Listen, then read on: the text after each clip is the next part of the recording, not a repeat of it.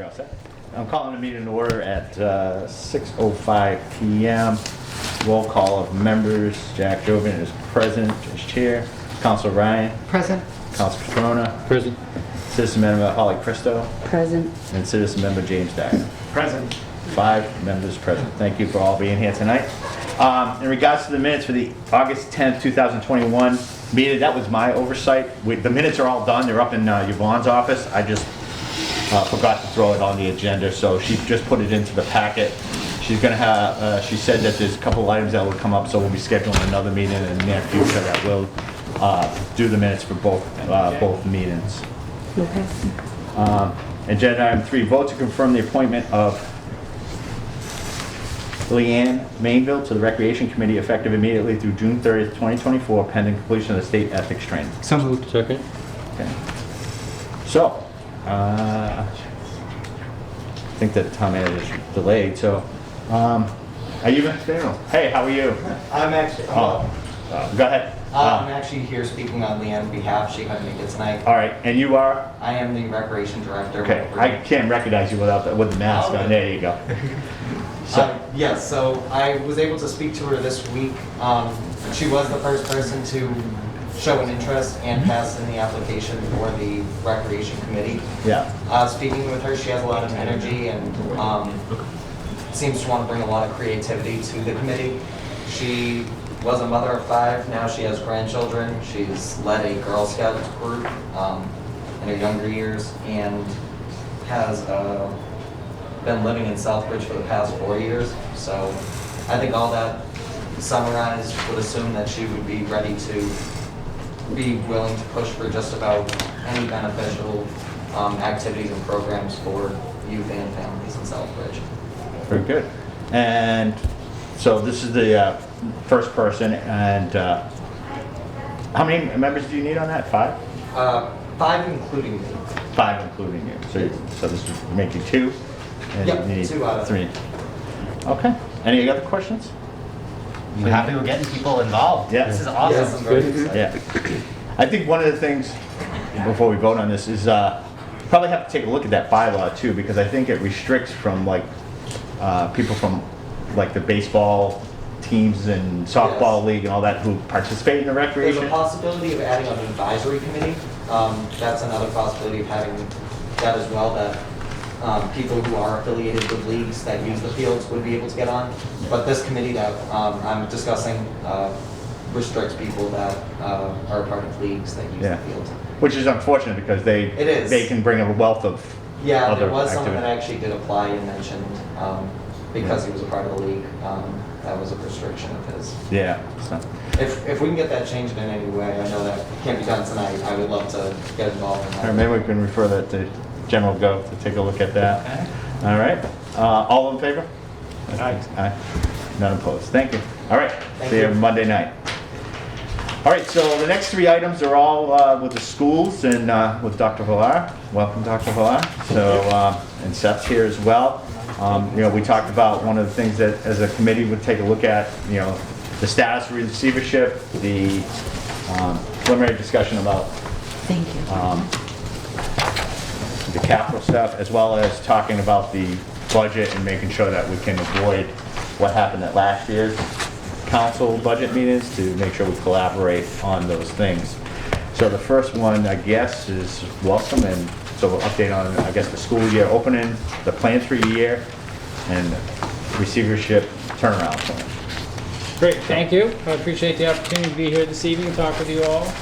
I do believe in the spirit of collaboration, so hopefully we'll be able to work together and solve some pretty significant challenges we all face.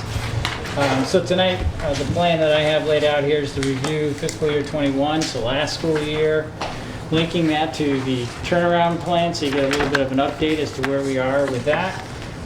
Also talk about the opening of school for this year, fiscal year 22. Give you an update as to where we are with that, and then hopefully, as the other agenda items speak to, talking about a budget format and at least beginning a conversation on capital items at the schools. So starting first with the update on 21, I think the most important thing to reiterate about last year is we opened school 5 days a week for all kids during the pandemic, which was highly unusual, and it's something I'm very proud of our staff for doing. Our teachers went above and beyond. Our principals really worked extremely hard. People were very stressed during that period. I would say continue to be. But as you can see, it's hard to read the numbers in the graph on the right-hand side. What it suggests is when we opened school in September last year, we were at about a 60% students in person, 40% electing to learn remotely, digitally from home. By the end of the school year, we were approaching 85% of students in school with roughly 15% at home. A large percentage of those kids were younger children being in school. So ERS was almost at full capacity by the end of the school year. I believe that was a vote of confidence families had in what our staff were doing at the schools. The primary goal of the turnaround plan for last year, stated with the commissioner, was to address the pandemic with our one-to-one technology initiative. We went to great lengths to secure technology. It was quite a struggle last summer to do so because the whole world was trying to secure technology. We managed to roll out our one-to-one Chromebook initiative for all of our students. We managed to provide training for all of our teachers. Our teachers worked to develop a delivery model for teaching remotely and in person simultaneously, which they did rather well, even though that's quite difficult. Despite facing pandemic situation, we continued our work around our K-12 literacy initiatives. We continued our work around climate and culture with our positive behavior interventions and supports, multi-tiered levels of support systems. And we continued work in mathematics, actually implementing a new math curriculum K-5 and extending the work in grades 6 through 12. The first priority area of the turnaround plan really speaks to creating a supportive school community, making sure that it is not only rigorous but welcoming and opening and equitable for all students. One of the programs that really meets that is our dual language program. So last year expanded to grade 4. This year we have now expanded to grade 5. So we have students learning K through 5 in both Spanish and English in our schools. And those teachers are doing a fabulous job. Those teachers also are provided with a great deal of specific professional development.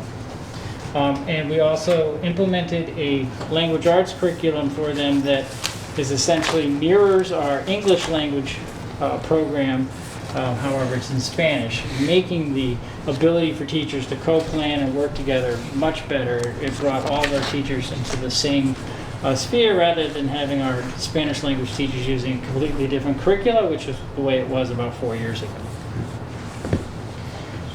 Moving on into this area, we continued to work on our new collaboration with Quinsigamond Community College. They do occupy space in the high school. These spaces were the old wood shop, old computer labs, and photo labs, all technology areas that have changed dramatically. So now they're utilizing that space for classrooms. We're already beginning to feel the benefit of this partnership. We had 14 students participating in college level courses during the school day at QCC, and we have kids enrolled this year as well. We are also, our high school principals, working with them on planning future work, for example, internships and trying to build out some career paths. So they've been a very supportive partner.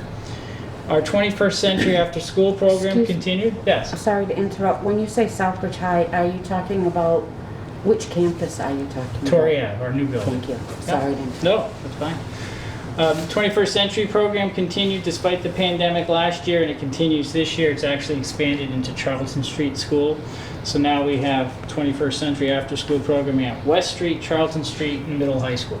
Was that just renewed, that Yes. grant? Yep. For how long is that one now? It's essentially 3 years is the plan.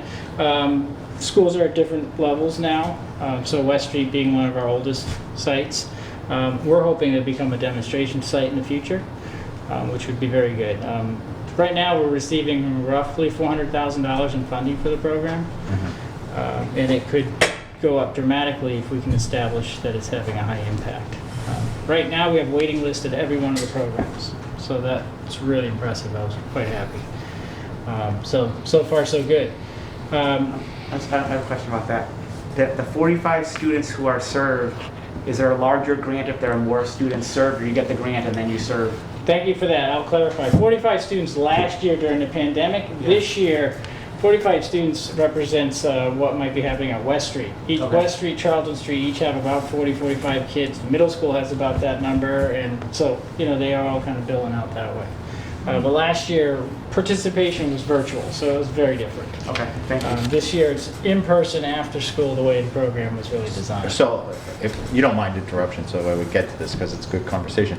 So on that, where you have 45 kids and you have waiting list, is there a wait? Is it because of staffing or is it because of salary? No, Money, it's- not salaries, but money because that's funding the program. So when you write the grant, you have to produce what number of seats we have, and then you build out all the expenses related to it. So Okay. it's all supported.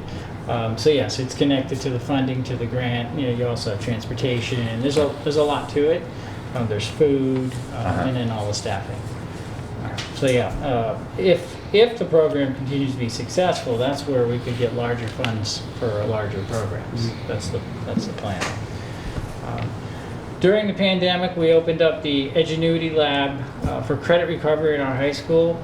A lot of high school students were struggling throughout the pandemic to get credits, and we wanted to make sure kids would graduate, and so that's a virtual learning platform that allows kids to work at independent pace. So that did certainly help us make sure that we got as many kids across the finish line last year as absolutely possible. Question on that. How many kids would you say that specific thing helped get across the line that otherwise wouldn't have graduated? Well, we had 84 graduates roughly, and my off the cuff, 25-30% of them probably needed courses in Ingenuity. It's a significant percentage, yeah. We certainly had a high level of utilization for it. That's great though. We also implemented last year the Student Support Center model, which I talked to this group about in our middle school a year or so ago. It's a support center to try to divert behavioral issues in class and try to divert going to suspension, but at the same time maintain behavioral standards in the school. And it is having an impact, for sure. The second area of priorities is really around professional culture and teaching and among teachers in our leadership. So we have continued every Wednesday to have a professional development period of time. Kids go home 1 hour early. We have sought out and continue to work with very effective skilled partners, so Hill for Literacy, a group called Instruction Partners, the School Improvement Network, Learning Math. Ready Learner 1 last year was a group that came in and worked on digital remote teaching for teachers. They are doing a smaller level of support for us this year, but they were a high quality partner. We are trying to build our internal capacity with all of these partners. That's always the model that we create. Now, as you'll see later on, one of the things that we continue to struggle with is turnover. So you want to build capacity, you got to keep people. So that's an important part of that. And the extent to which we can train folks, keep folks, eventually we won't need external partners in some of these areas. We'll have our own capacity. How are we doing on that front, on the staffing front? I actually have a slide, we can talk to that for sure. Perfect. Teachers last year got an incredible amount of PD, 14 days overall, and that was really because we started school late to be prepared for the pandemic. This year we have 6 full PD days built into our schedule. Another partnership that we have is with the University of Massachusetts Dartmouth. They are providing actually college courses, master's degree program for our teachers. It's on campus. Last year it was remote. We had 19 of our teachers participate in it last year. This year we have at least 12. I just hired 2 folks from that cohort to become kindergarten teachers in the district. So they were actually EAs. They had BAs, but now they're getting a master's degree in education, and we were able to hire them. So it's already paying off for us and taking folks who've been here working with us for a long time, and now they've become teachers, which is something I think is very important because they're more likely to stay, to be quite honest. We also have a partnership with Assumption College. They are placing their master level students, particularly like adjustment counselors, BCBAs, folks in the social psychological fields. as practicums in our schools. As in return, they do give a discount or rate on tuition for some of our staff if they decide to attend the university. Are you able to recruit any of those people from Assumption for those adjustment We programs? we have a couple people in our district that also have a good pipeline through there.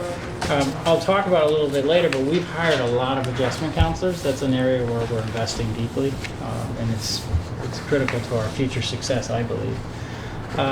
The third area is creating conditions that enable and apply evidence decision-making, so data-driven decision-making. So I know you know that we've been working with the town on the Munis implementation. We're going further with that, so we have our employee self-service up and running that allows employees to check their pay stubs, make changes to vital information. The electronic purchase order system has been up and running for a while now. We are currently working independently on the school side to implement the human resources modules for it to help track our HR and our staffing and all that related, and to try to digify our onboarding. And so the whole process of hiring someone, going through all that paperwork, there's a lot of steps to it. That's going to take us a little bit of time, but we are engaged in that right now. Aspen is our student information system. So that has been fully rolled out over the last 2 years. But we've also now created electronic tunnels or connections between the various software packages that teachers are using with students. So for example, we have McGraw-Hill's, a publishing company for our language arts program for our kids in K-5. That has a digital platform too. So we have it now set up where kids are enrolled in the district, it automatically connects and enrolls them into the McGraw-Hill software so they can log in using a badge through a device on their Chromebook. And so a kindergartner can log in with a badge. They don't have to remember all their passwords and all these things, which, believe me, saves teachers a lot of time. And that's with all kinds of different electronic packages that we have. And so it's just being streamlined behind the scenes by using programmers to do that work. So it's absolutely enhanced what can happen in the classroom. We also opened the parent portal. So now parents get grades, reports, emails directly from Aspen to them. Eliminating paper report cards going out worked great for the pandemic, but it's really just turning the corner for the 21st century as a form of communication with parents. Well, actually, this November we'll be releasing a new report card in grades 2 through 5, which will be aligned with the report card that we use at ERS and K1, which is called the standards-based report card. Again, it's actually that's the norm across the Commonwealth. We've been a little bit behind, but now we'll have a standards-based report card. It just tells families what specific skills kids have mastered or not mastered, rather than saying you have an A in English. It kind of doesn't mean a lot to a kid in reading, but telling you which standards you've met and what skills you're working on. So it gives parents more information. That'll be available through this as well.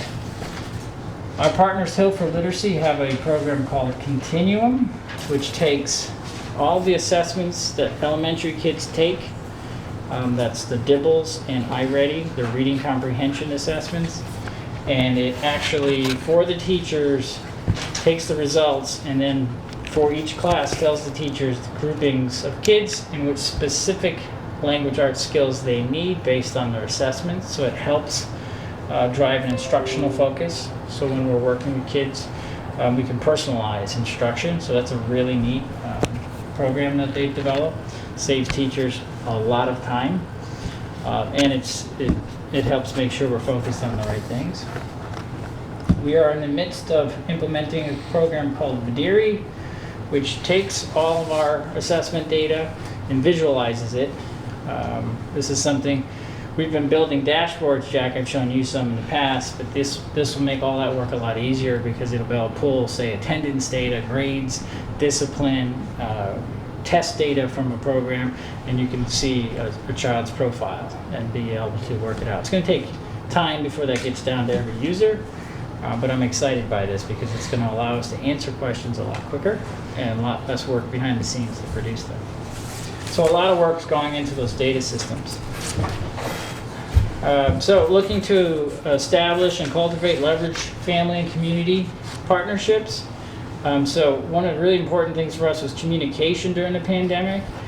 So making sure that we had the ability for families to email, to text, or call the schools in both Spanish and English, and then receive a response within 24 hours, even on weekends and such. And so we got that into place, and Sarah Champagne has a lot to do with that. I'm very grateful for that work. You know, as we put down here, 455 emails were processed. People would send emails to help or Ayuda at Southbridge Public, and they're able to get responses directed to the right person. Because if you go to websites, it's like, well, who do I need to talk to? It gets quite confusing, so that certainly has helped. We're trying to continue to use social media, our websites. We had a lot of videos that were produced of teachers reading, and that was distributed to kids, particularly early on in the pandemic. The police department partnered with us, creating some videos, so it was nice collaboration. I have an advisory board that I met with throughout the pandemic as well. Obviously, I think some of you were there. I presented to the local Board of Health about what we were doing for COVID to make sure that they understood, and we communicated regularly with them about our COVID procedures. They were super helpful for us, continue to be a super important partner. The Rotary Club reached out, and I met with them last year to give them an update. As far as the schools, we really pushed reaching out to families. And sample data here, last year the high school made 309 home visits, over 2,000 phone calls.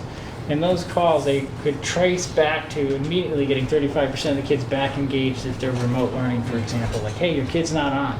I have my last, well, not my last, but my youngest daughter is a high school senior, and I know if you're not checking up on them, especially during a pandemic, it's tough. So I think that really worked out, and I think families were very appreciative of it. I think our staff learned that call and families will respond, and that was largely the case. And I think that's a really important message for people to hear. Like, families really did respond. So you can see here, out of the folks that were reached, 83% of students logged on right away and got back to work. I think that was super. As far as priority 5 is about resources, making sure we have good quality management systems in place, accountability systems, system-wide coherence, meaning things are aligned and we're all pulling in the same direction. Fiscally, we continue to spend every dime we get from the town, literally up to 2 cents per return. We continue to balance the budget. No superintendent would like to have to go back to a town for an extra appropriation. It's never a good scenario. And so we have been able to live within our means there. I think that's really important. Maximizing the use of the COVID funding. The town manager and the town finance department has been very helpful as we've all worked through this. I'm very pleased that we've been able to collaborate with the police and fire and share resources across the board. Everybody really, I think, participated and continues to be really supportive. Our food service department during the pandemic, and these data are now old because we've served more, but over 214,000 meals while they were also producing school food. That's amazing. I just was shocked and continue to see people. I would drive by 5 o'clock at night and they're still handing out food. It was amazing, the commitment that they had for our families. We continue to build on our internal capacity, as I mentioned earlier. We are continuing, I mentioned this already, building out our HR department, and our financial policies and procedures have been updated. So that's kind of a quick rundown of the major areas in the improvement turnaround plan. You should know on our website you can go and read the annual update on the turnaround plan. All that came out of that. It's actually my evaluation. It gets sent to the commissioner. There's even more detail in it. So if it's something you're interested in, it's a public document on our website. As we open school this year, our enrollment is at 1908 as October 1. It's up from last year. basically on par where we were in year fiscal year 20. Maybe we're leveling out. It's hard to know. We'll see. It was interesting. We did get a lot of registrations after school started in September, which probably were the difference between the 1866 and where we are now. It was a pretty busy period for us. I wanted to share my org chart because I know there are folks that are very concerned about management and the number of people and who are working where. It seems to have gone out of focus. So, is that better? I think of greatest note on this chart is over the summer the deputy superintendent resigned and we are not filling the position. And that's a major reduction in central office capacity. But at this point, we're going to continue to move forward. I have shifted a lot of resources, as you'll hear in a few minutes, to ERS and some of the other priority areas. So we're not in a position to fill that at this moment. But you can see a breakdown. I actually don't have a secretary. I know that has been talked about publicly. I don't. I have a chief of staff who runs HR. I think it's a very important thing for people to understand.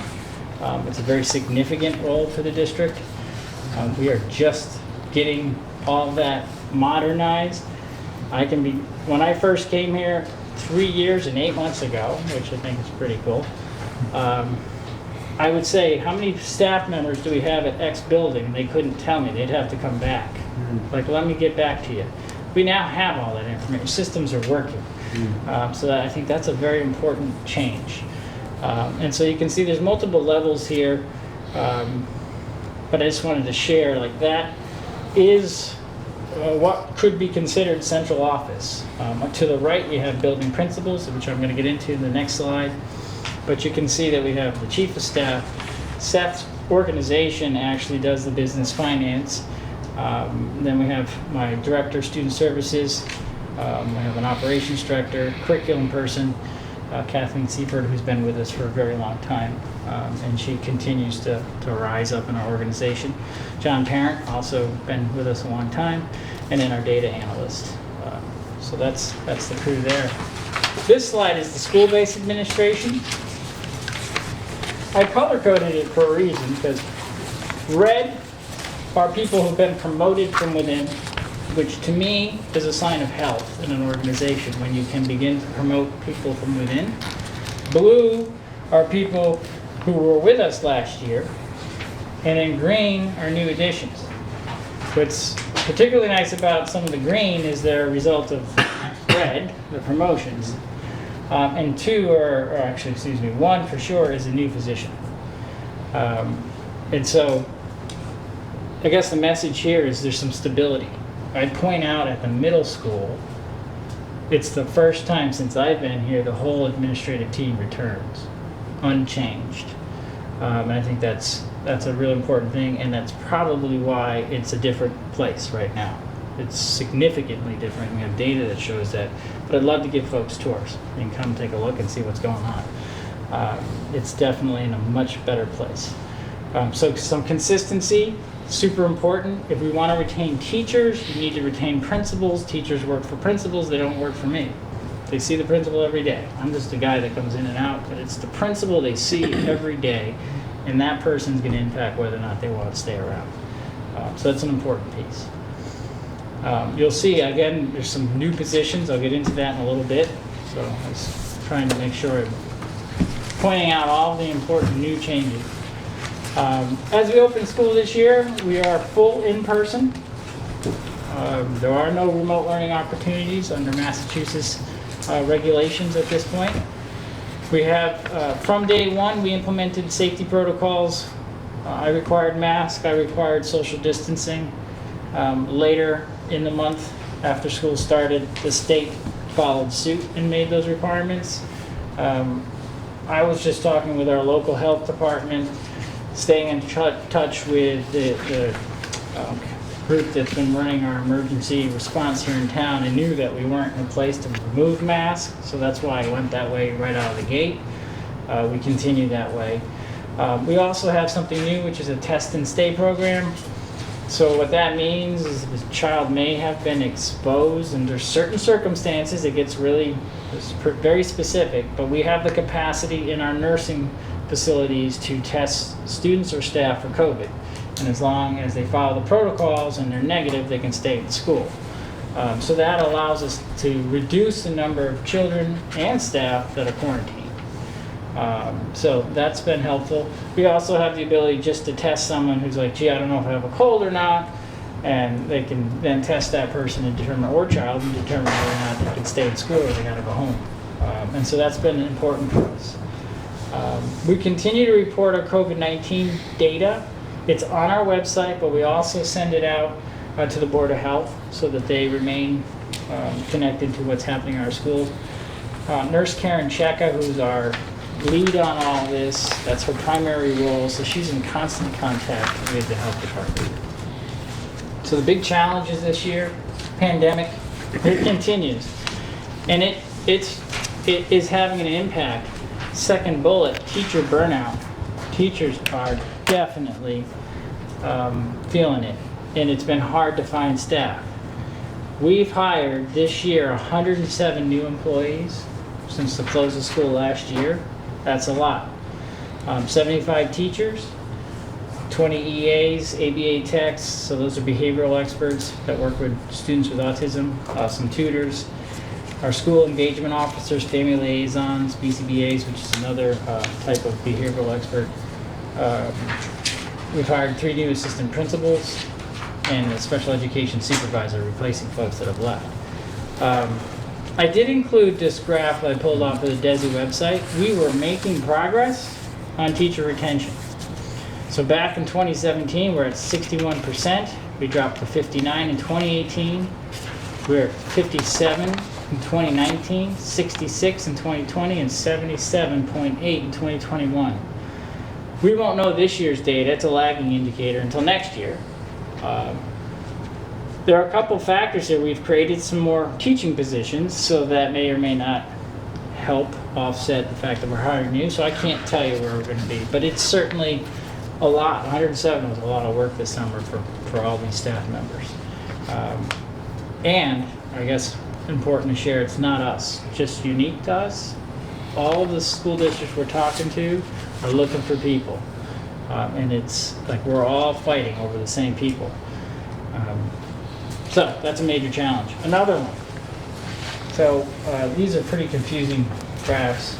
And it's just a subtest of the DIBELS, which we give to kindergartners. We actually give it K-5, different aspects of this test. The whole point of this slide is that where we see ourselves right now after our fall administration of this assessment is we're essentially, with some massaging, but basically back to 2019 is where we kind of feel like. Although we're less concerned about the academics of kindergartners, what ERS and the principals and folks are reporting is the school readiness aspect of our kindergartners has been off the charts this year. What does that mean? Like just knowing the social skills, sitting in chairs, focus. Many of these kids didn't get a normal preschool experience, so for many kids this is their first formal education experience, so we've really had to kind of, thank goodness we use PBIS, but really ramp up, like how are we going to reset that, teach that, and support that. Our first walkthrough in the beginning of September, I walked through ERS and I was like, wow, this is a challenge. We also have 16 new staff members at ERS. And so I went through some classes and I said, this is a significant challenge. October's was much better, so I expect that November's will be even better. But not sugarcoating it is a big deal. First grade, to me, is actually an area where I'm more concerned in some ways, because as you look at this, again, there's some sliding and some learning loss for kids who were in kindergarten last year.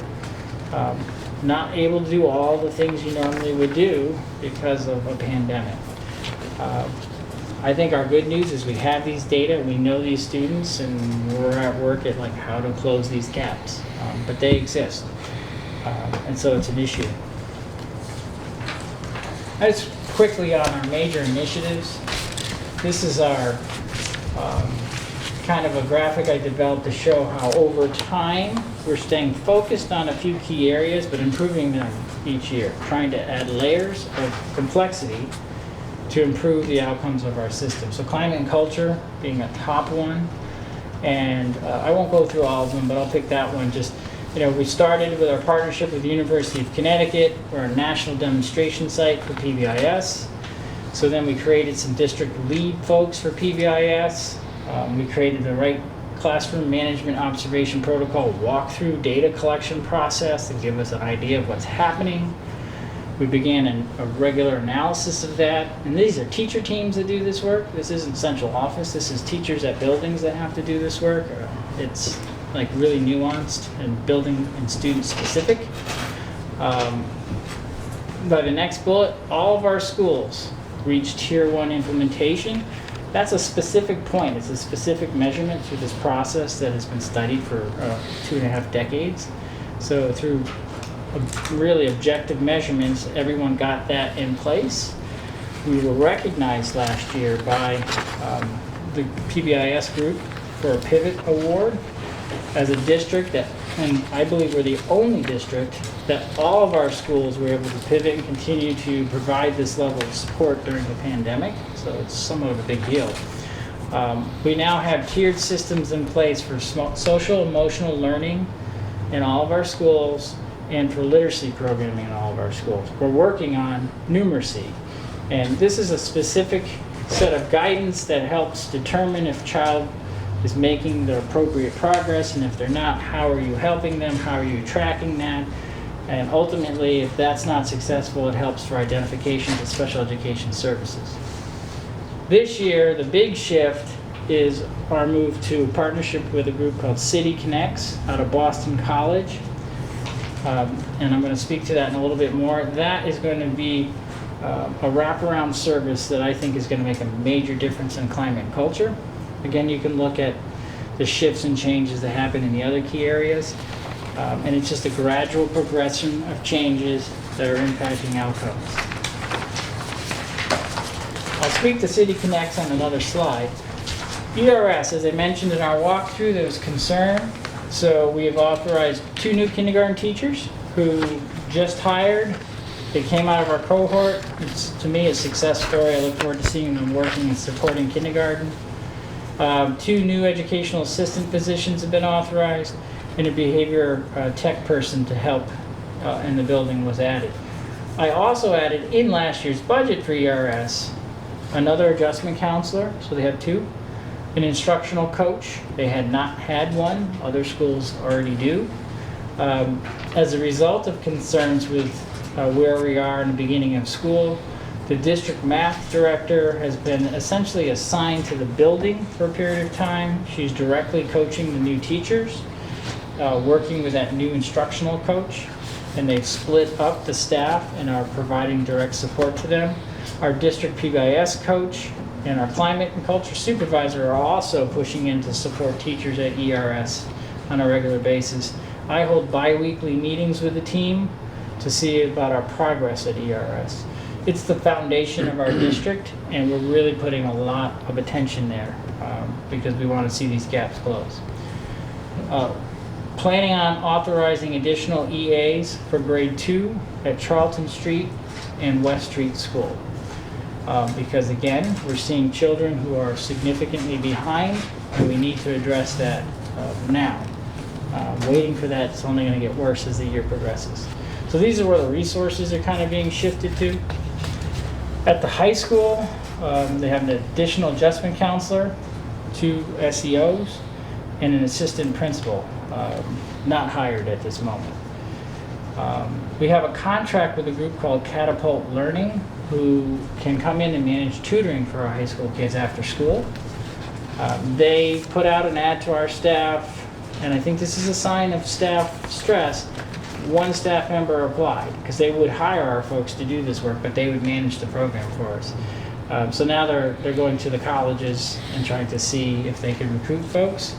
I think this could be a very important and impactful initiative if we can connect students with a tutor after school to help them be successful in the content area. The City Connects initiative it's a process that was established about 25 years ago in Boston.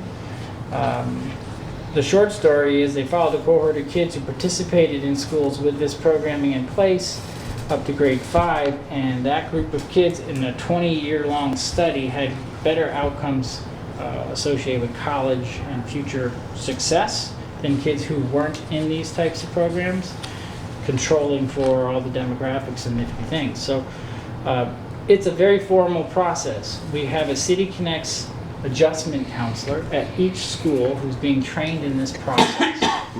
And the very first step is to create a plan for every student in the Southbridge schools. So that's a heavy lift, and they do that. They're beginning that work right now. Why is that not moving forward? There we go. So this in-depth process, essentially, it begins to look at, when you look at a group of kids, in any given classroom, there could be, let's say there's 20 kids, there could be 10 kids that have no problem. Everything is going just fine. So that's a very quick review. There's not much to worry about there. But then as you get into the other 10, there might be 5 cases that are pretty significant and 5 cases that have various issues that we need to tackle. So the whole process is around identifying root causes of trouble that kids may be having in school, barriers to learning. It also mines the community in a sense of like what resources exist, because part of this is connecting families to resources to support kids and kids to resources to support their learning. And then we create this intervention plan for each kid. And then there's this data-driven process of follow-up. It's all in a database and it travels with the student. It also can link to siblings and families. So if a child is having difficulty in grade 1 and they have a sibling in grade 4, we know about it versus buildings. And it sounds like, well, of course you would. Well, you don't when you have a lot of moving pieces. Grade 1's building might be really focused on that kid. Grade 4, the kid may not be demonstrating the same issues, and they're completely unaware of the stress and difficulty that might be happening for that kid in grade 4. But now, through the data points, you can begin to connect that and begin to serve whole families rather than just students. I do believe this is going to take us a while to get up and running, but the impact that it potentially could have, I think, is a game changer. Is that a grant program? Or is that? At this point, I'm using funding from the state and federal government for COVID response to get us up and running. The major cost with this are the staff members at each building.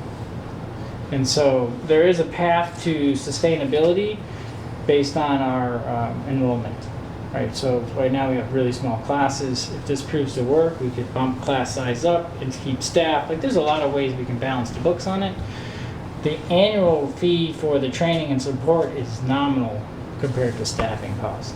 It's like $10,000. So it's training your own staff These are our staff members that learn this process. and then Yep, implement and the it's guided completely by the college. They have the training. We have our own climate person, our PBS person, that's learning and leading this work too. So we'll have our own internal capacity. But yeah, so it's an important program for us. Mr. Chairman, Yeah.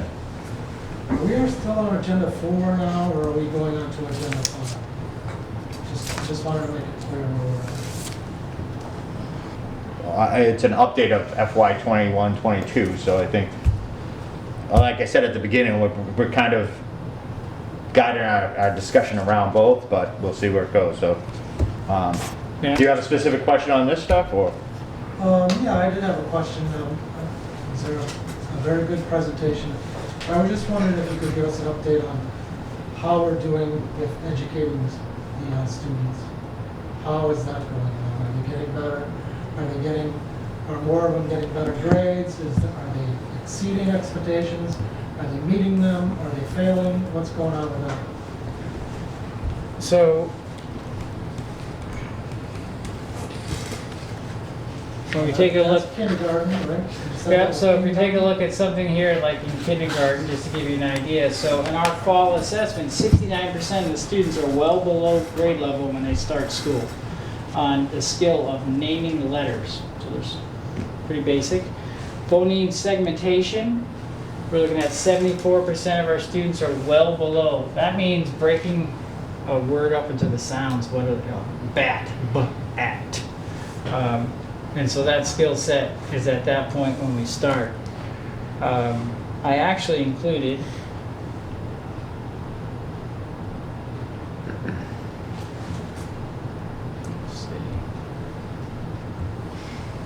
and it might be something, Mr. Marchetti, that you and I can sit and go through, but I have included, and this will be part of the report I sent to the school committee for the quarter. Okay.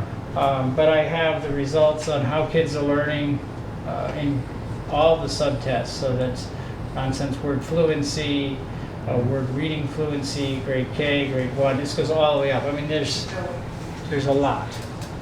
I think the short answer is we have a long way to go to reach the potential of what our students should have. We have made progress. We're on track to make a lot more, and definitely got hit back by the pandemic. As far as grades, well, I'll know that in a couple weeks. As far as where failure rates are in high school, because we can run D and F reports and stuff. But as far as actual assessments of students, again, I'm happy to. I don't know that everyone wants to run through them all, but I can quickly just show you. So. What about like grade 10? Well, again, high school students will have to wait until we see the report cards. I mean, at this point, I'm going to tell you that there's nothing that would tell me that I'm going to get called by the commissioner and job is done and we're all learning at the right level. Absolutely not. When I started, I said this was a 5 to 7 year job. Now we have a pandemic, it's a 7 to 9 year job. There's no doubt about it. This is a game changer.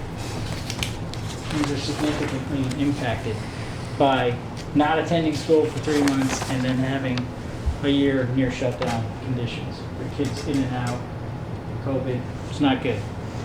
Mr. Manager? Right, and just an observation / question. The object or the goal is to shrink the red, and you know, you can see that there seems to be a trend. They come in the fall, and then the objective is by the time they leave, you've made some improvement. Now, it looks like you actually did fairly well during the COVID, this second part here, but is there a trend that you see fall the amount of attention? Because it looks like you lost a little coming into the fall. Is that a COVID? I mean, so we can't see before, so I was wondering how it works. Yeah, important to know these are different cohorts, right? So Okay. comparing a year, it's really tricky. The other thing about DIBELS is, so the fall assessment and then the winter is actually harder than the fall. So the scale goes up, expectations for learning goes up. So that somewhat masks some progress that kids had if you're just measuring where they were from fall to winter, for sure. You know, I think the best test of where our progress will be Mcat, and this year, the one grade level that had growth was grade 3, and it was statistically significant. It's actually a big deal, and that was largely, in my estimation, because 3 years ago we started a new literacy program, and we're very focused on it. But I'm not throwing a party, and I purposely didn't include it in these data because it's not a pattern. So, like 1 year, big deal. Like I want to see, 3 to 4 years. I firmly believe with these systems in place, if we meet kids' needs, we will begin to see, I've done this in the past, you will see progress. There will be improvements, significant improvements. But these are much more granular data, and this is helpful for teachers. This is the kind of data that our partner puts all into this machine, basically, and it can spit out like, okay, you need to work on letter sounds with this child. You need to work on blending with this child. This child suffers from reading comprehension issues, and so this is how we can work that. Fluency. So there's specific instructional things that are tied to all this. But I'm not going to stand here and say we've made massive progress and all the kids are learning at super higher levels at this point. There is no doubt in my mind, if you talk to someone who's been in this district since February 18 when I arrived to where we are now, that everything's better. But nothing is where it needs to be. but there's significant progress all over the board. Teams have made big changes. Things look and feel very different. They're primed for important instructional changes. But we have some major challenges that we have to face. And one being staff, being able to hire staff, keep staff, train staff, meet families' needs. They're all really huge. But anyway, I would offer to sit with anyone if they want to walk through, but just to quickly, there's a million slides. Doctor, I just had one question based on, I just want to make sure I understood correctly. The two slides you did present generally showed that there was some increased competency in these areas from fall and winter and spring. And those benchmarks for each of those terms, there's a separate level of, there's not a singular grade 1 expectation when it comes to letter naming fluency. There are in fact 3. There's a fall standard, a winter standard, and a spring standard. Am I hearing you correctly on that? Yeah, there's actually a fall, yes, fall, winter, and spring. So not only is there an increased expectation, but at least the trend that I was seeing was that you were seeing increased competency on an increased expectation. Yes, and to be clear, kids should progress. No matter what reading program you have in place, this is what makes reading very difficult to deal with. Kids will progress with even nominally okay instruction. Like just borderline stuff will help all kids get a little better. But students who are really struggling need very specific science-based reading instruction. And if you can provide that, and that's what we're training our teachers in, then these gaps start to really close. There's a lot of literature around that. It's super important. There used to be what we call reading wars, where people would argue about what's the best way to go. The data on it is very clear now what you need to do. Brain mapping and imaging and all that have made this very clear. And in fact, that's part of what our training is for our teachers and admin team.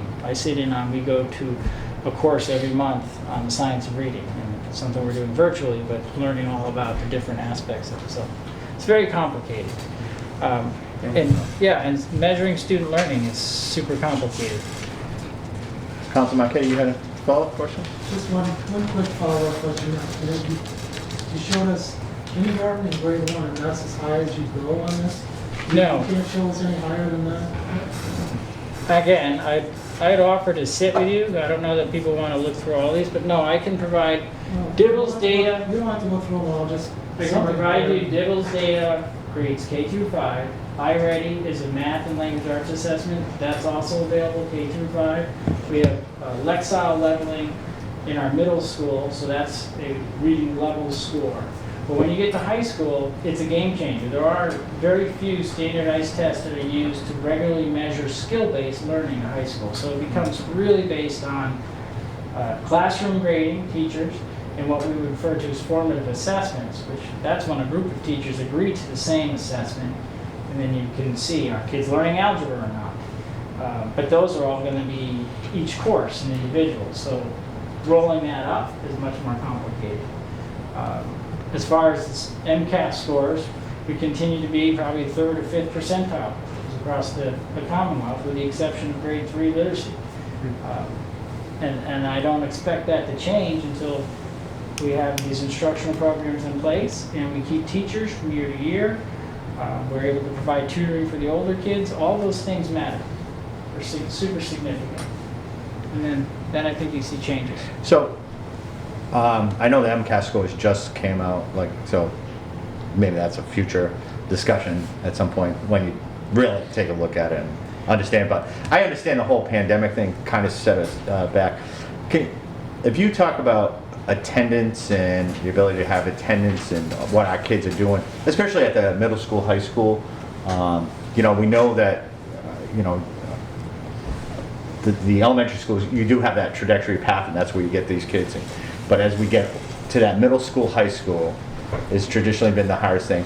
So if you have attendance, graduation rates, how does that work? So you said 87 graduated, right? I think it was 80, Yeah, it's like 84 to 87 last year. right?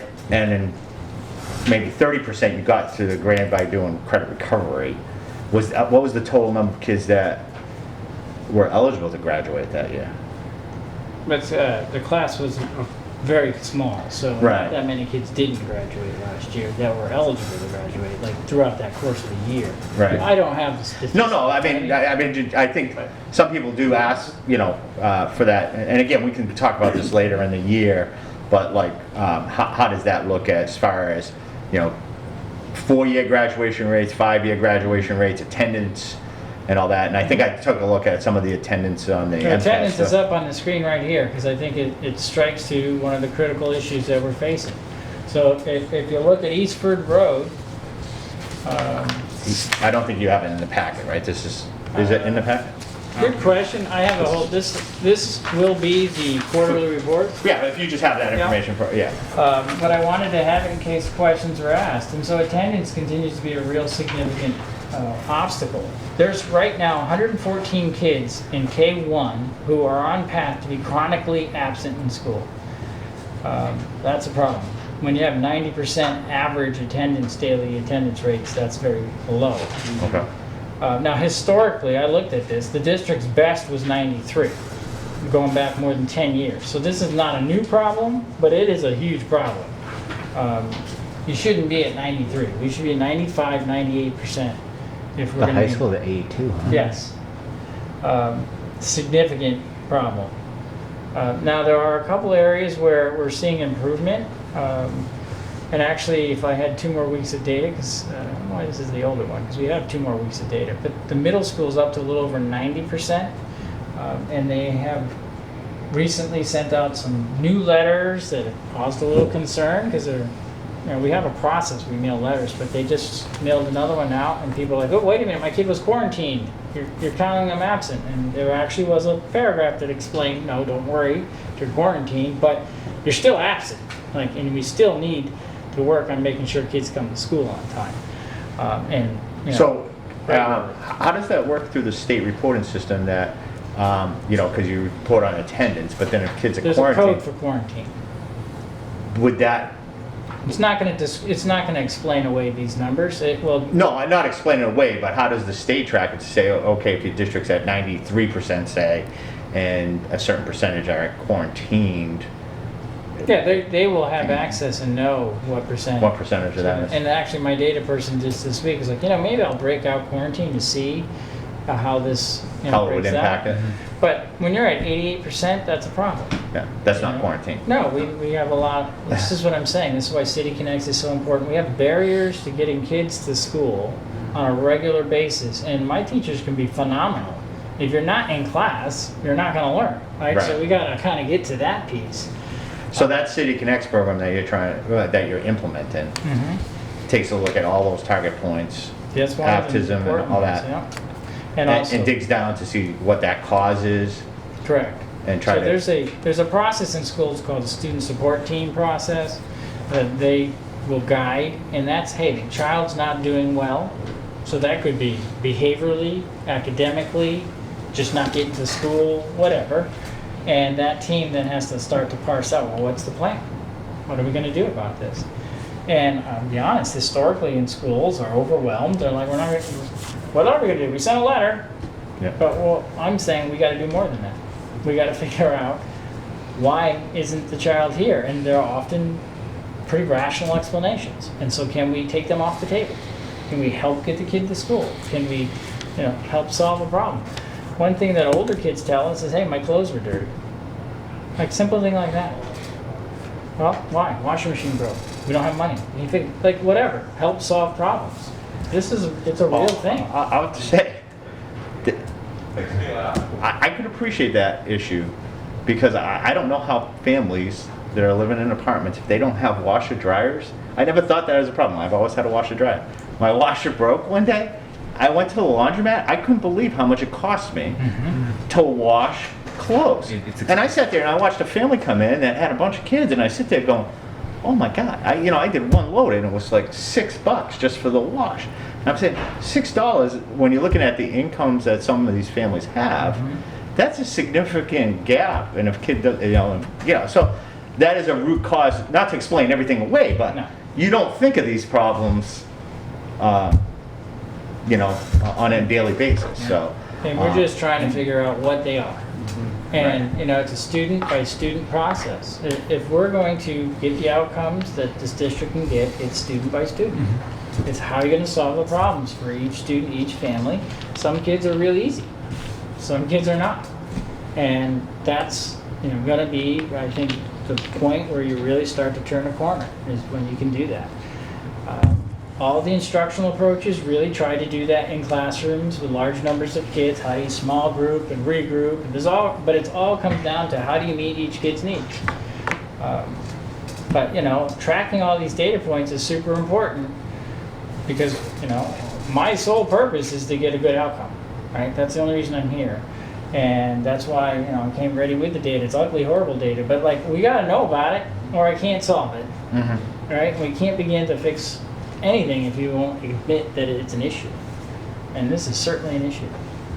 I have a question. When we're talking about core competencies, one thing that I wondered about was the number of students on maybe a percentage basis that year to year we retain, because it strikes me that if there's improvement from fall through winter through spring, that there'd be improvement from year to year. But if there's a disruption in the formation of a particular grade, because students moving in and out of these schools, they're not going to be on that same learning trajectory. Do you have a sense of retention from year to year, of grade to grade, how many students are staying in our system so they can, you know, take advantage of what you're providing? You know, I don't have the exact statistic, but I will tell you that in Southbridge, it's unique in my experience because although we have like 80% of our students have been identified high needs, well, many of them start in kindergarten, finish in high school. And a lot of the places I've been at urban centers prior to this, I remember one school district in particular, we had, this goes back many years now, we had a full day kindergarten, which was a big deal. Right? It was a special thing. And we'd have a class of 20 kids in September, and we'd have a class of 20 kids in June, but not one of those kids were the same. Right? That's how much that district had turnover. We don't experience that nearly here. That's not really the issue. So that's actually an advantage. Good. Because yes, you can invest in kids and you see them. And, you know, I mentioned earlier Kathleen Seaford. You know, someone's been in district a long time, and now she's working at the secondary level too, and running into kids that she saw when they were little kids. It's kind of neat to see it. But there's a lot of that. Families do stay. So it's not so much a continuity issue. There are some systemic issues that are a real hindrance to educational thriving, not the least of which is showing up. Yeah, I think showing up's a big piece. Quality instruction's a big piece. You know, making sure we engage kids. There's a lot to it. Kids also vote with their feet, right? So if school's not particularly engaging or it's too challenging, they're not getting support. As they get older, it's hard to get them to school. So yes, myriad of challenges for this. It's complicated, super complicated. But this is a data set that's produced for me every week because we're very worried about this and trying to address it. You know, ERS has specific actions that they're trying to work on. Middle school, like there's, you know, we have a data meeting every month. The principals have to report out on this, but pulling in the resources to try to address it is part of the issue. That's another reason why we've been adding adjustment counselors over the years. We're doubling down. If we're saying this is a major barrier, then why aren't we investing in it? Right, let's deal with the social emotional. Let's deal with the barriers to learning.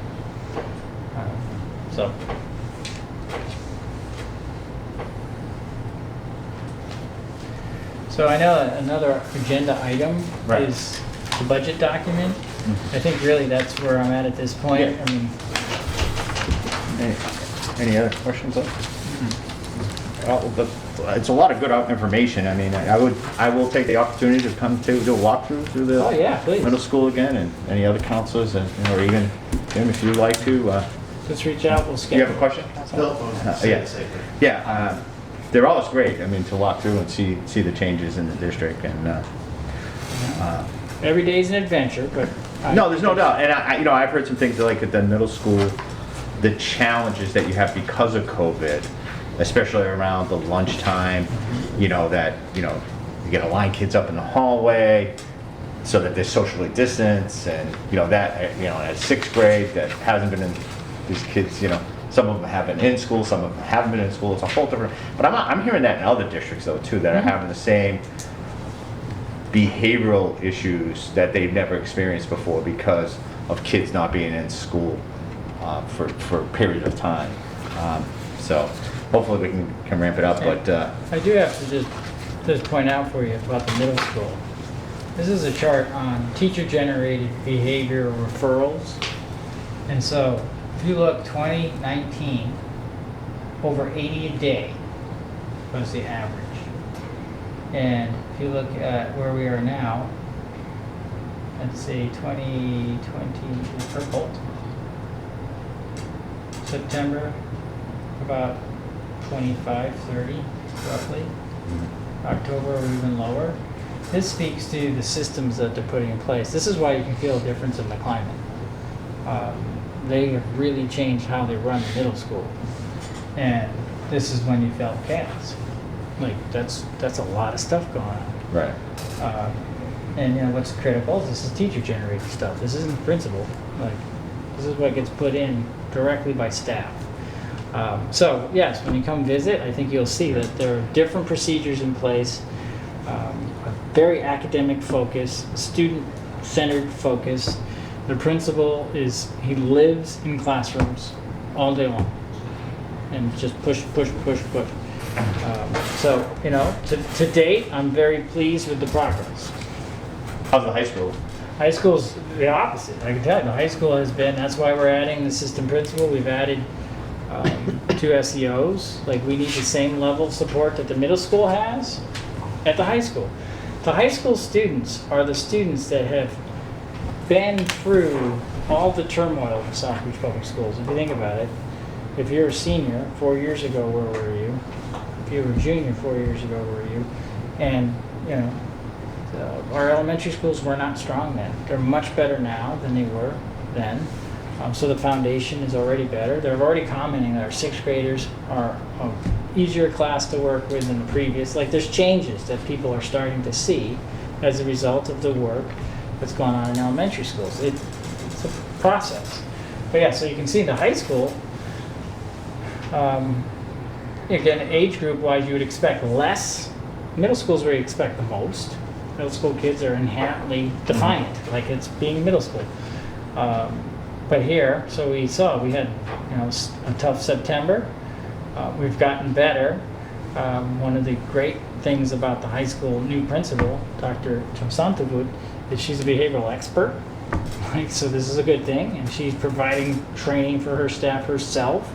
And you know, I think that in of itself will make a difference. But I'm trying to get her resources too, so that we can be sure we get these kids back on track. I think the tutoring is essential for these guys.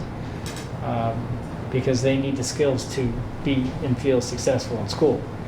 Part of what you're seeing in the news about other districts, there's fights, there's different things going on. Kids are feeling compacted. This has been a social problem for kids across, you know, the country. And so it pops up in frustration, and the extent to which you know your kids and help support them is the extent that you can eliminate those problems. So yeah, middle school is night and day at this point. Do you think, just real quick, aside note, do you think because a lot of kids did remote learning in high school levels, now the fact that they have to come to school is part of that pressure because they were used to having autonomy at home? Sure. And, hey, I'm an adult, I can do this at home, and now they're being told, hey, you gotta come here for, you know, is that, where the younger grades, it's maybe a little different. That's just a side note, I don't know that Yeah, for a fact. I would, I don't have data to that, but I would suggest that that premise makes sense. Right? I mean, it's, again, and I have my own teenagers. And Right. it's, like, But a kid that's 17 years old that spent Now a you year and a half at home, and is now being told, you gotta be here. you gotta get a pass, you gotta sit in class, you have to, you know, You have to wear- engage, you yeah. can't be listening to music, you can't There's be a whole watching combination of Netflix, you stuff. can't- Yeah, there's a lot. Yeah.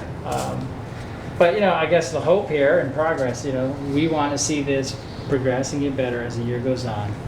I'm hoping we can hire tutors. So if you know folks that want catapult learnings, hiring tutors, they're going to manage it for us. It'd be great to be in our library, and like, we need people to help support these kids. There's no doubt about it. Your quarterly report that you send to your school committee and to the state, can you forward a copy to us? Yeah, and we also put it on our website. So, All right. Then we'll distribute that out for yeah, all just towns. make note to have Maureen send it Thank to you. you. If I forget for some reason. Yeah. I'll We'll get it out there. Any other questions on this? Okay. All right. Very informative. Yeah. So, oh, wait, sorry. Go ahead. No, go ahead. So, No, I was no, gonna the say, next thing, we were gonna go to the budget document, so I know, so the part, really, the goal of this was to say, hey, this is the budget format that you have the munis, this is the document code. So I don't know, I know that Yvonne emailed the budget reports out to everybody, and I just for everybody, and I don't know, Jim, you might have had this, Holly, you were on EHS last year, right? So you all had this, right? So this was the budget, proposed budget that the school district put out, which was over 50 pages, which, you know, had a wealth of information. So when we went to council, there was a lot of conversation about, hey, line item budget versus the document you put out. So I think to avoid, I felt that this was a lot of information.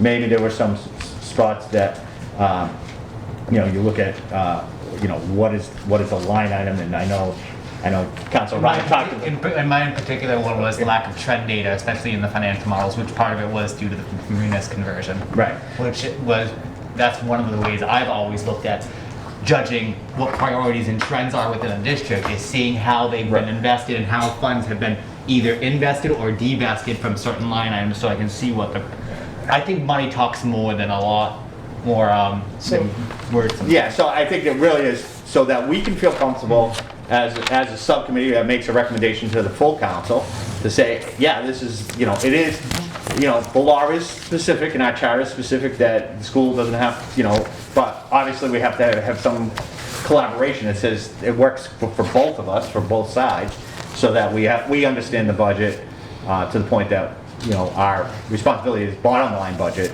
but also you like to know what's in the budget. And I think hopefully as you have a full school committee, I think for the first time now, with the appointment of 3 new members. Yep, Andrew, Well, only 2. We're Only missing two. one. Missing one. We didn't, because the one of the I people missed that the meeting.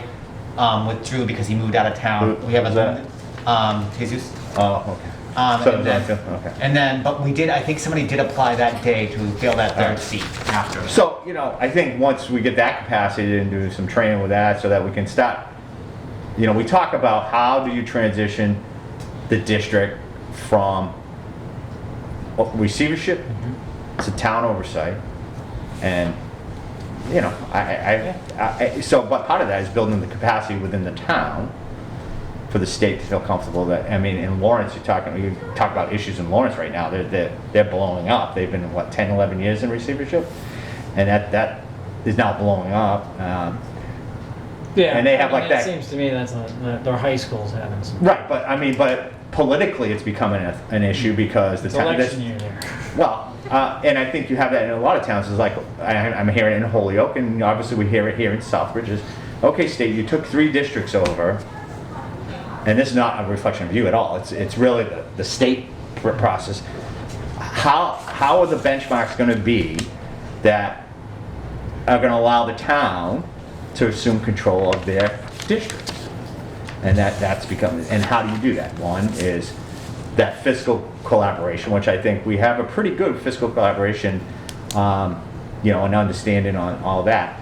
But it's building the school committee capacity, the fiscal partnership, and the relationship between schools and the town side, you know, because I reviewed that TIER report again, you know, and what that was part of the report was that they felt, I didn't see it because I was in the trenches every day, but okay, they felt that there was a disconnect between the state, the town and the schools, but that's in the past, so how do we build it for the future? So one of these things is for us to feel comfortable so that we have a healthy budget conversations for just, you know, we have the fiscal oversight on the town side, but we have to understand what the schools are doing too. And as you build the school committee, to start develop them to feel part of, while they have no authority over it, but you have, at some point the town has to start building their knowledge, the school committee's knowledge of budgetary and what the role of a school committee is, so that you can, not only are you building, so I see it as a parallel track, I guess,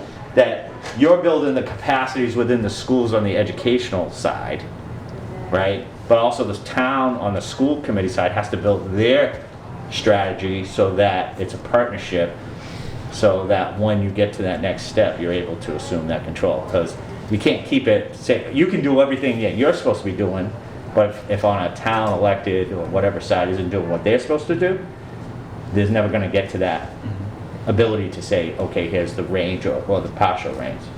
Does that make sense? Yeah, I think from my perspective, it's like, the question's been asked many times, how do we get out of receivership? And I think there's two-fold answer, and you've nailed at least half of it. Academically, we need to perform much better, and that's measured on attendance, it's measured on Mcat scores, graduation rates, you name it. There's enough metrics you can pick. They all got to get better. I think that's a critical piece. And then there's governance.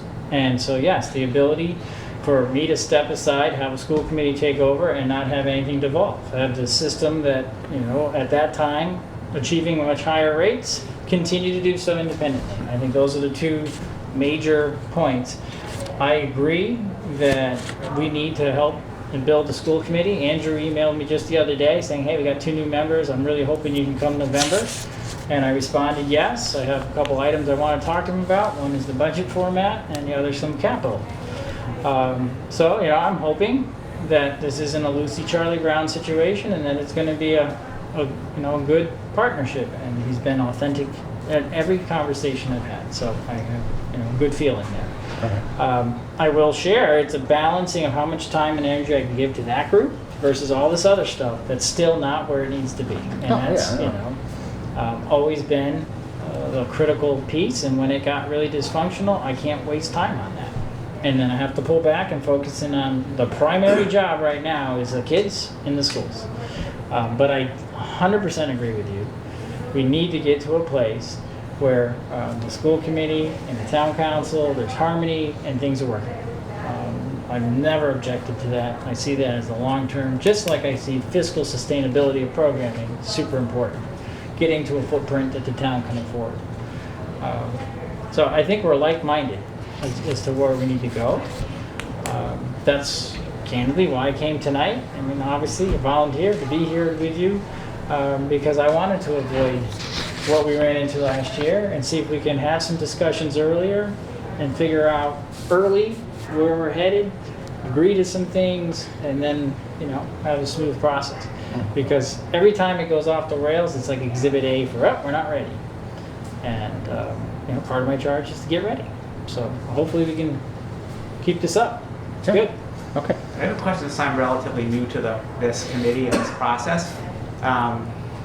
If you look throughout the history of receivership in Massachusetts, is there kind of a community like ours, or a school system like ours, that successfully navigated its way out, that we could maybe at least look at their trajectory collectively and then kind of, there isn't such a story yet, right? It's not such a success story yet. Although I'm going to go on record, I think Southbridge could be that town.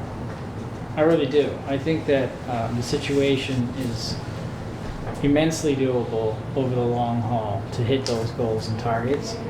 I think we're the right size. There are some unique geographical challenges when it comes to hiring and things, but I think it could be the one district that says, hey, look, this is how you do it. We have some stability that's very different now.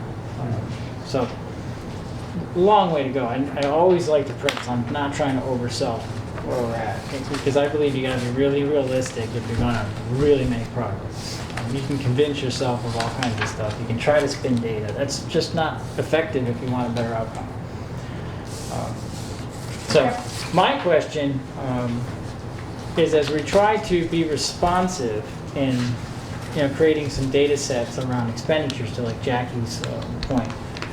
Seth put this together as a theoretical, just quick 2 lines, but I think what you're getting at is like, what did you actually spend in the fiscal year previous on the item? What did you budget for in the current year? So you have last year, this current year, and then the proposed budget and the variance thereof. Isn't that the type of information that we're talking about? Yeah, I would also like to see some historical trend data as you get the Munis system going into Right. Now you're in going into the 3rd year of Munis now. I would really like to see some overarching this is how much we've been spending in, educational support. This is how much we've been, this has been the trend in educational support spending. This has been the trend in teacher spending, and this has been the trend in that type of data. I think So- that's really helpful, and especially as we start guiding the district, or as you start guiding the district, I really think we need to have that trend data so we can have a fully informed picture. So, which I agree with that. I mean, I think when and I don't know how, I don't think I would need it for every like teacher salaries, all that. But No, I think, not that no, direct, but I think overall, like, the general. key cost centers Yeah. for that is important, because I know when I used to do my budgets as a police chief, I would do that. I would have so many fiscal years, and you could, selectmen could look at it and say, okay, these are the trend for key areas. But when it goes into, like, you have this developed now, right? You have 2 years of budgets. So when you build the budget for next year, and granted, it's subject to change, but are you gonna do something to this effect for your budget presentation, to be able to say, hey, this is this had a lot of information in it, which I could say, hey, I have X number of teachers and all that.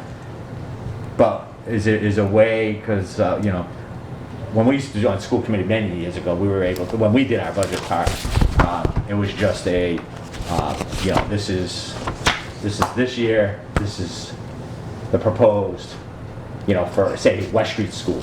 Teacher salaries are proposed at, and it's not set in stone because it's subject to change, but is that something you do as a budgetary? Well, that goes back to this To question. this. Well, that's what I'm saying. So you have it as a West Street School, but would you Well, break it it could be into anything. to like West Street School administration is? Well, I think we showed here an example of 2 accounts at 2 different schools, but we Right. would show you every account.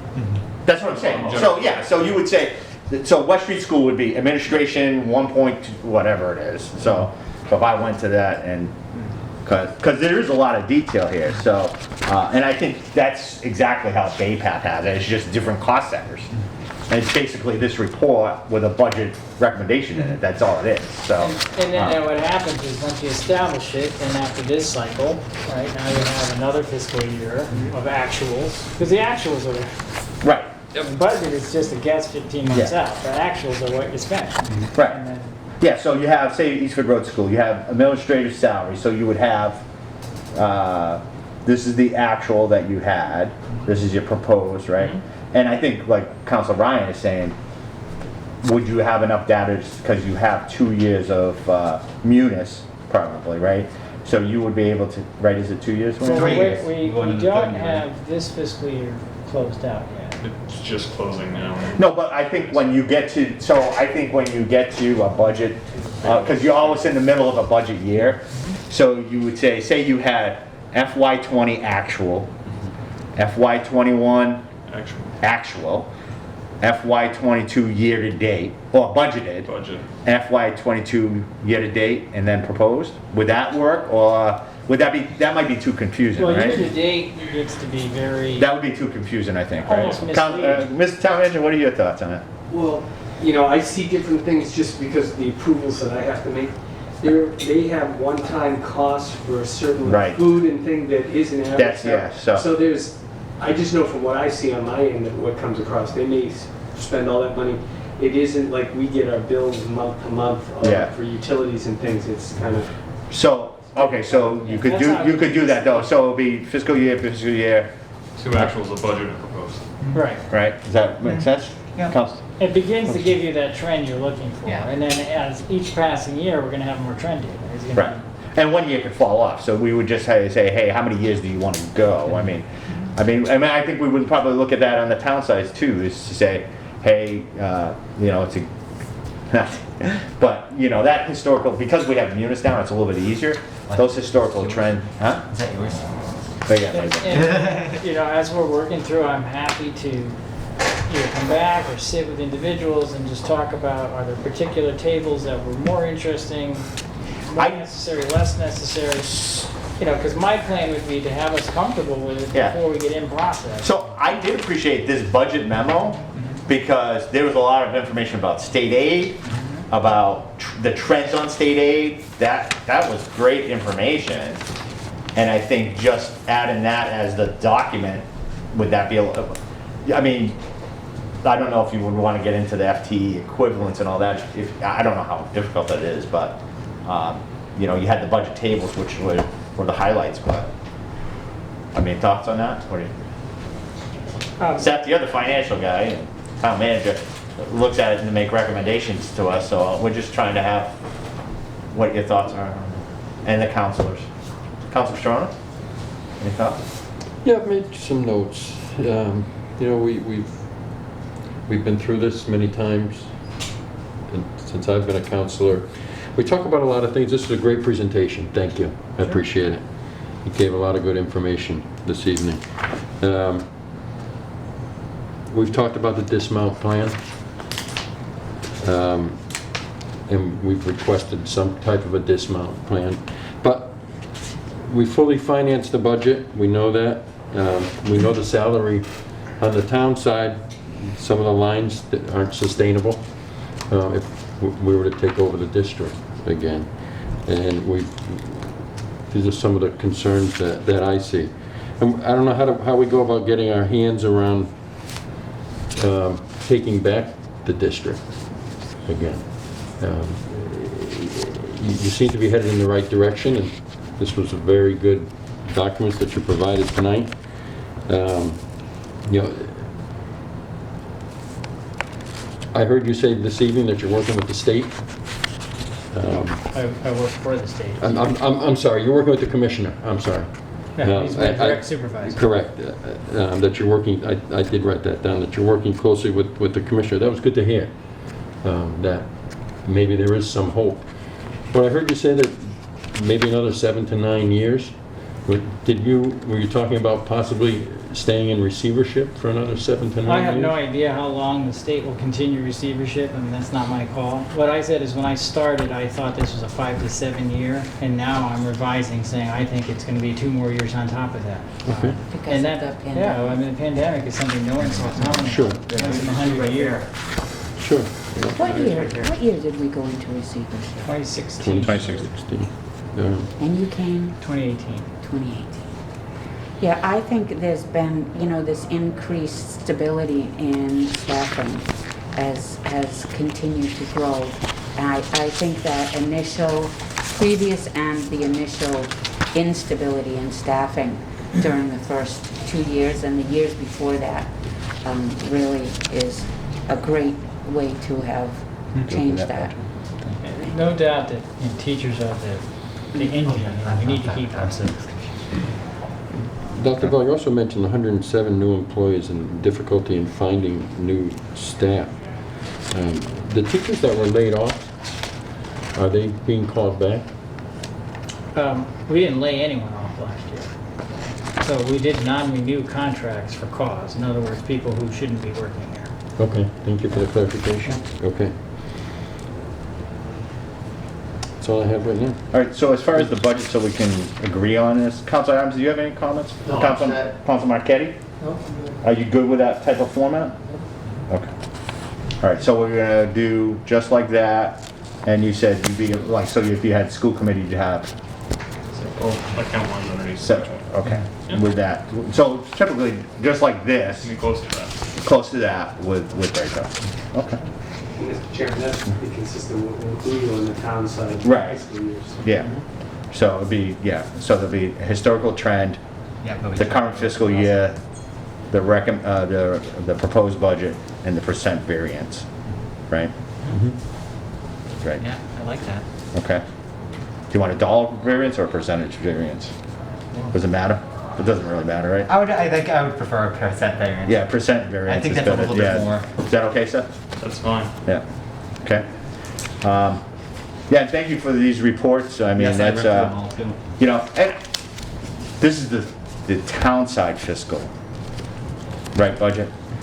So that doesn't take into account grants and all that stuff, whereas your document here gave a lot of information as to grants. And then show Would it. you continue to do that as well in a presentation? Yeah, I test? think, what's super important to me, at least in my opinion, maybe you disagree, but I think the staff numbers, the FTEs, that's 70% of the expenditures, and sometimes a lot of it's grant.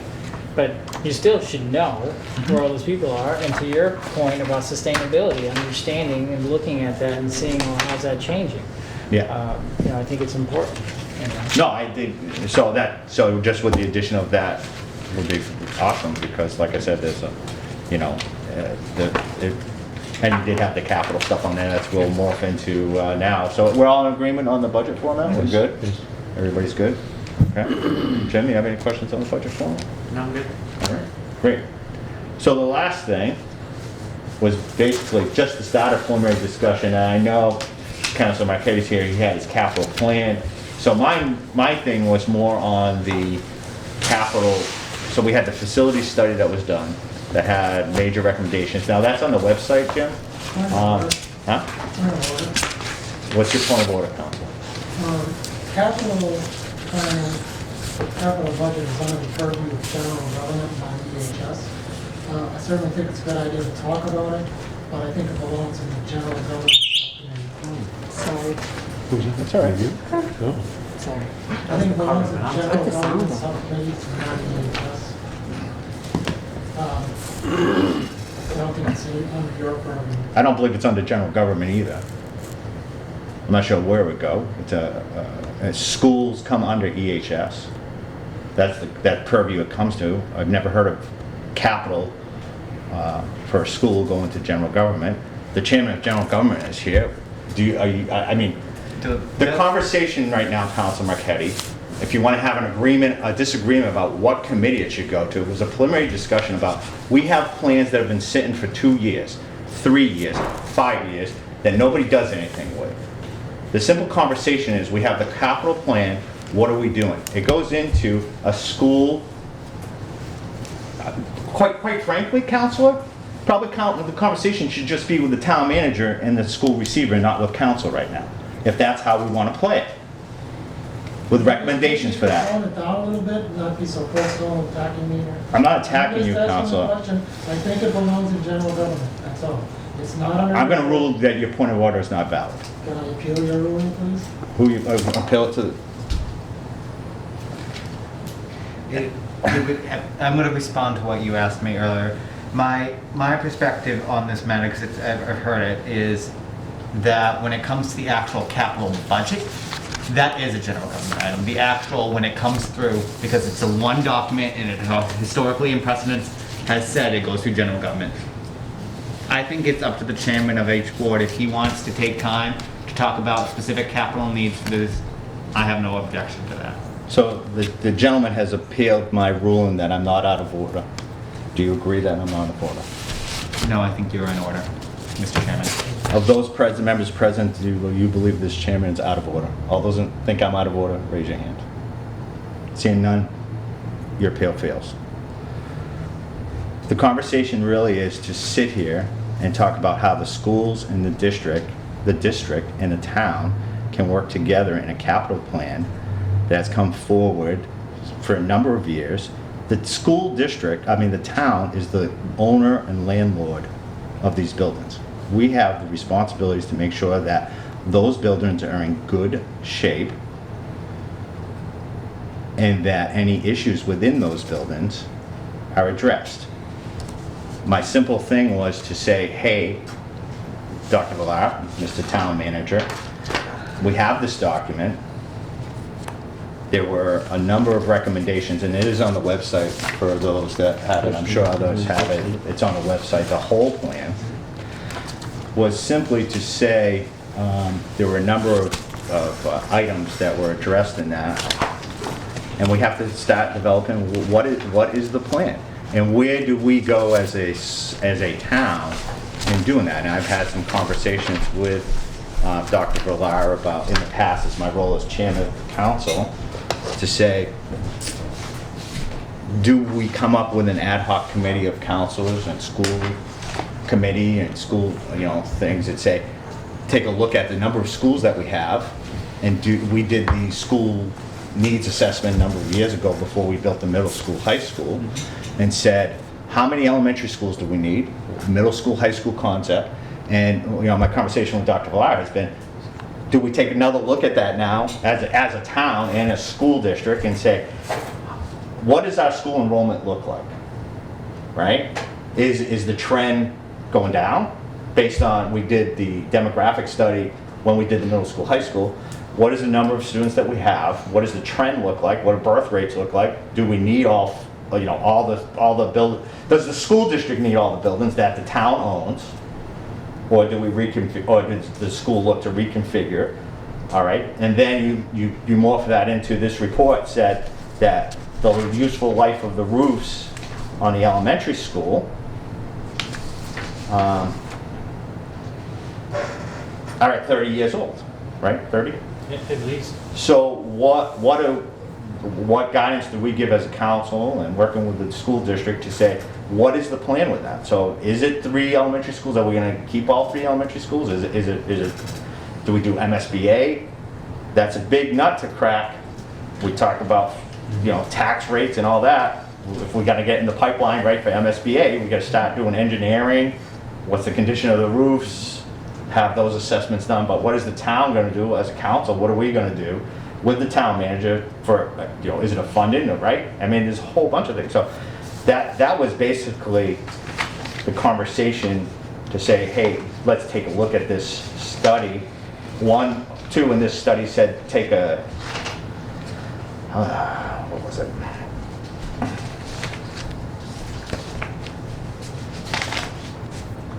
So the roof study at the Charlton West Street School and the central offices.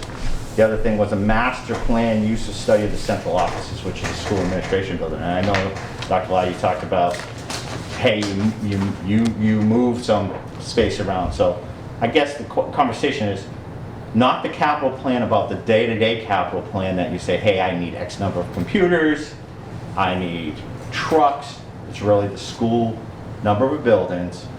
And what are your thoughts on how we can direct this to the town manager or town council to start taking a look at this plan so that we can plan accordingly so that a roof doesn't have a major failure and we're sitting here going, oh my God, what do we do?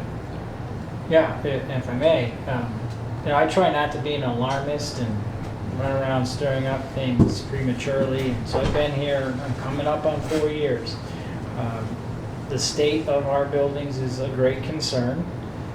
I've increasingly been more vocal about it. Last spring, we made a request for the study to be done, an engineering study to help guide direction, thinking that there's enough work of critical nature that MSBA makes a lot of sense because we're going to be eligible for a lot of assistance from the state. We had a large strip of the roof of West Street School blow off, right, and it had to be emergency repaired. West Street School had that major flood, and that was due to old AC, actually univent heating units on the side of the building that froze open and froze pipes, and that's going to continue to happen. This fall, I alerted the town manager. We were working with Head Start because of climate conditions in that building that we had to address, and it's because it's an ancient building. These systems are outdated, so we have significant concerns around roofs, boilers, windows, doors, in just about every building. If you look back, in this study, Eastford Road, Charlton Street, and West Street were last renovated 1993. Funny, because that feels like not that long ago to me, but when you start adding it up, it That is. was before I was born. Well, thank you, Jackie. I feel so much better. Yes, that hurts. Dr. Black, comment. He and I talked about these. The other unfortunate part was, and it happened in one of the other communities I did, the renovations all happened at the same time. Mm-hmm. And sometimes that's difficult to bump in the road because a lot of times you like to stagger them. Mm-hmm. I mean, the last community I came in, it was a baby boom happened. They built so many elementary schools all at once. And so every 20, 25 years, all of them would have the same sets of failures. Mm-hmm. And so when he and I started talking about some of these things, all the roof repairs for the 3 elementary schools were all done roughly at the same time. So they're all coming due. And then, I mean, obviously the discussion we've had around the MSBA that makes the most sense.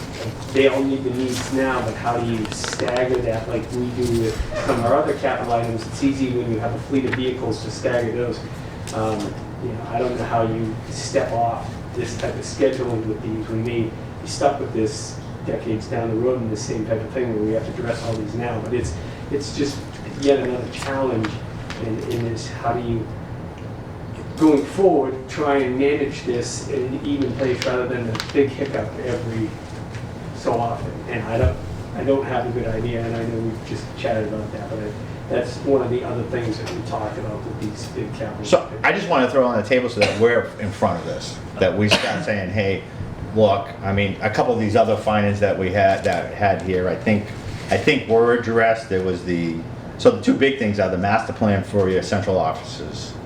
And that ties into utilization of buildings overall. Right, so how do we, paving is a general capital thing that you build in. The water service meters in Black Hills, I think we addressed that in those budget capital plans back a couple of years ago. And the fire alarms, I think we did as well. So those were the 5 findings. So the 2 big key ones left are the roof facades, the boilers, those things, and central office, whatever you decide to do with that. So Just know that they get complicated very quickly as part of the problem. So like I was walking by ERS the other day, I almost took a picture of it. We have a door that's really rusted through. Like it's not to the classrooms, it's to storage space. But the whole bottom of the door is rusted away. And there are rusted doors and broken hinges all over the place. And the danger comes into building codes as you start to make changes to systems and things. It starts to snowball. That's why I had suggested last spring, we need some experts on this because they're going to be able to help explain and tick off, hey, you do ABC, this code's coming to play, and that means this. The old cold trade building, like that needs a whole new heating and air conditioning system. But you can't just change that out, right? Because you got a roof, and then you got all the codes that go along with it. And so it snowballs, and I do think that's why it's very important to talk about building utilization. We really don't have a central office at this point. The cold trade building is all school. We use it and we head start there. I'm actually in the offices and squeezed in the back of the high school, and they would like that space back. So we're trying to figure that out. So how do we go about it, working together to say, to take a look at, one, the student enrollment and class size, and whether you take one of those buildings offline and devote to those 3 and address central office somewhere else or all that. I mean, is that, and I know the town manager, we have that in part of his goals, but I think that's something for another meeting. I just want to get it up here to say, we weren't going to solve anything tonight. It's just that we know that study's been here. We asked the former town manager to really take a hard look at it, kind of sat in a mothball, and as we develop the other plans. But it really does take, I know when I worked on the school needs before, it was that collaboration between the town and the schools to have some kind of committee to really start looking at this. And where can we get the resources? Do we go to our state rep or state senator and say, hey, can you get us some money to do a study or whatever it is, or how does it work? Because money's a premium. So, I mean, so Southbridge is in a really fortunate situation where you are eligible for millions of dollars of state aid through the MSBA program that was mentioned. There's 2 programs to consider to go through. And one, and they're sort of a crux though. One is through major repairs. So what we've been talking about, needs for replacing roofs, boilers, windows, all of that you can apply and have a large portion of that being paid by state aid. Or you can go through, which was mentioned earlier, of replacing a full building, building new or major renovations where you're adding wings and such like that. So I think it really comes down to, which is the avenue you want to take. If you want to invest heavily into these major repairs where you can get MSBA money for it, or do you want to do a new renovation, new building, something like that? I will share in one district that I was superintendent in, we had ultimately renovated our high school, built a new elementary school, took a school offline. But it all started by working with a architectural planning firm to do a master school study. Like, okay, so what is the footprint of this community going to be? And part of its enrollment projections and age of buildings, and taking a look and saying, is it worth our while to try to renovate, pick on Cole Ave, renovate that building, or is it a better idea build a new building, or put a wing on West Street, or combine West Street, Charlton Street? And you can say all kinds of configurations, and you make an argument for many of them. Right. But there's certainly money to be wasted and money to be saved based on those decisions, right? And sometimes it's purposefully expensive decisions, and sometimes it's cost savings. But I do believe some of this is well out of my purview and sits well into the town's purview of how they want to go ahead with all this. Like, we can configure in a lot of ways, and I'm really willing to have that continued conversation. And I think that's why under EHS, because it does become a programming and educational delivery issue as well. For sure. Because whatever decision you make, it really does go into how does your staffing component look like. Correct. And- I mean, if you decide, not that there may be an appetite to build another building, Probably but not. given probably the not urge. because we got a fire station online and all that. But those are the type of conversations that you have to have, because you sit there going, okay, if I build a new building, a very large elementary school, now you're talking administration-wise, you might have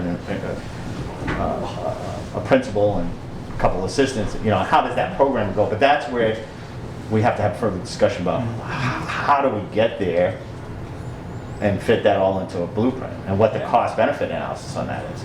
Because, you look at, if it's student enrollment and you're downsizing to 1 instead of 3, then you're talking less heating costs, you're talking lighting, so the initial outlay may be, so I guess that's why the conversation really has to, how do we go about looking at how we best deliver education to our students, the payback on it, and the position that we are in at 80% reimbursement is, I mean, that's how we got that middle school, high school built, is 80% reimbursement. So, a lot of conversation. So I just want to make sure that we're on the table here.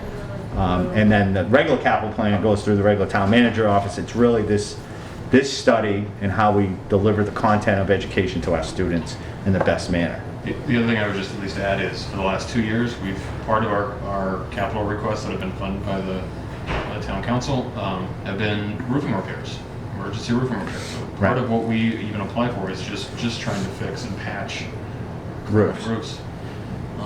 So to go to that step, I'll leave that to the manager and you to talk about roofs, and they can come back to us about how we best tackle that. Do we need an engineering study to go out and to be able to apply for that? But I'll leave that to, if any other councils want to. Just a question, possibly not for you, maybe for the town manager. Are any of these, like a roof, or if it's caused from damage, like a homeowner's insurance, is it covered under insurance?